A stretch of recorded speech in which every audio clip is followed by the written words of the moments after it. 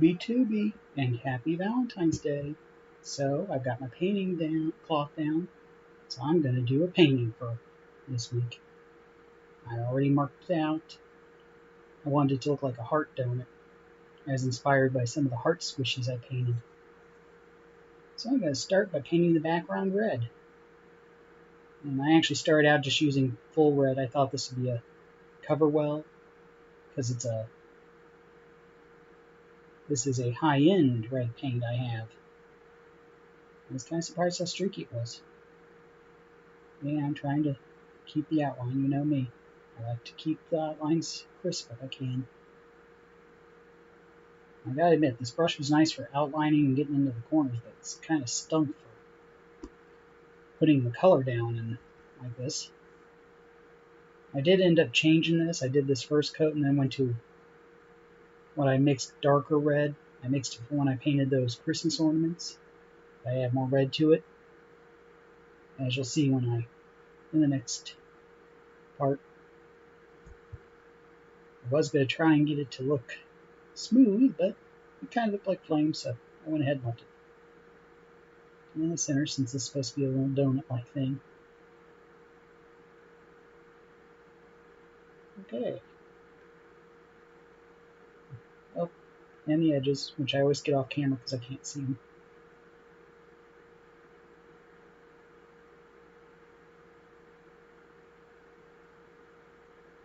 And I had trouble with this. For some reason, the brush wasn't wanting to pick up any paint.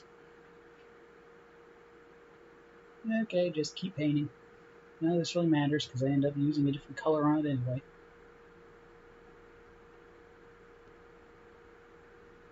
Okay, last edge here.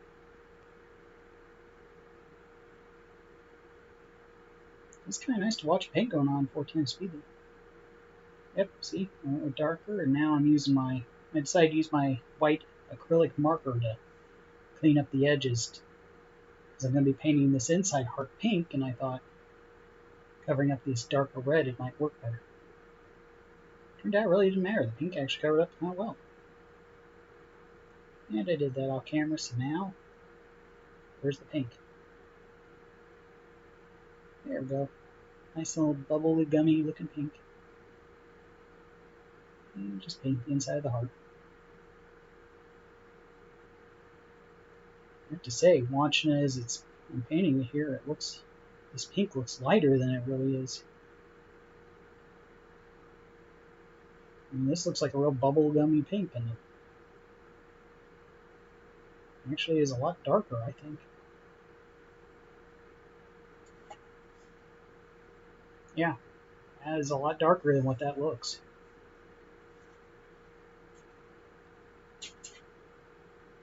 I had the painting right next to me as I'm doing this voiceover, so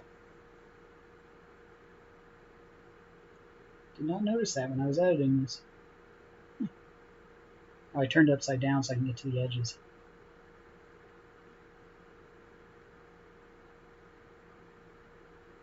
I did end up having to go over this pink 3 or 4 times to just even it out and get the edges cleaner and cover up any of the red that ended up going over. Oh, that's fine there. Okay, now I mixed up this chocolatey brown, and I'm going to use a dotting tool to put it on.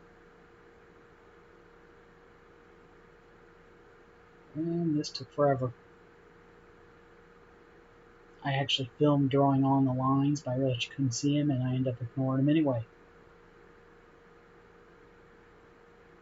See, I just wanted to look like the chocolate dripped down. I did a squishy kind of the same design. That's what inspired this. I was actually impressed. After I got all this on, it looked like I had spread it with chocolate. And then it dried and that went away. Made me think I should use brown fabric paint because it would have kept the shininess. Oh, and I switched to a bigger dotting tool. Okay, down the edge. I want it to look like the end was dipped in chocolate too. I was surprised how well this paint worked with the dotting tool. Usually acrylic paint I find is a lot harder to work with. Must be because I mixed a higher end brown with a cheaper, really fluidy orange to make the chocolatey brown color. Because it flowed really well on the dotting tool. And I also added more water to it. It seems to flow better for me when I add water. I mean, yeah, I have to do several coats, but it works. To be honest, after I did this, I kept thinking I should put sprinkles on the brown paint.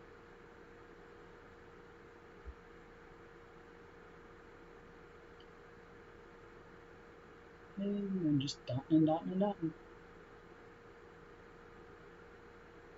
Wish my editing software could have went higher than 4 times speed. Anything higher though would have looked choppy. Nope, I switch sides to do this.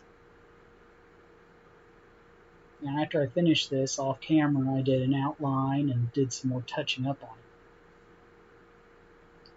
it. And there it is after I did that, and it's dry. Now I'm going to use my silver acrylic marker, since all my paints have to have silver on them. Where's my marker? Come on.